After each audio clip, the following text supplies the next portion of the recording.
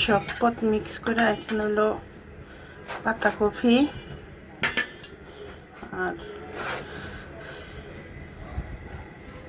বটবটি পেঁয়াজ কাঁচামরিচ দিয়া ডিম ভাজবো।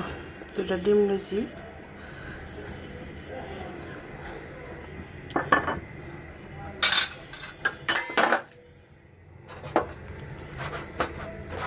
কাম না জানলে যা হয় ভাই, বুঝছেন। তেল গরম দিছি,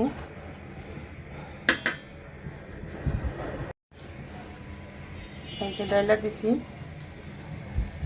কি আর করা, ডাক্তার নাকি বেশি বেশি সবজি খাবার করছে। সবজি তো খাইতে হইব, অন্তর করার কিছু নাই। একটু ডাইকা দিলাম।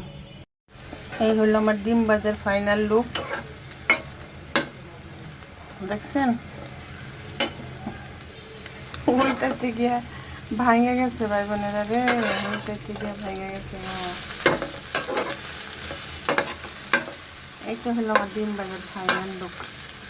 কিচ্ছু করার নাই, সবজি খাইতে হইব, যেমনি পারি অমনি খাইতে হইব।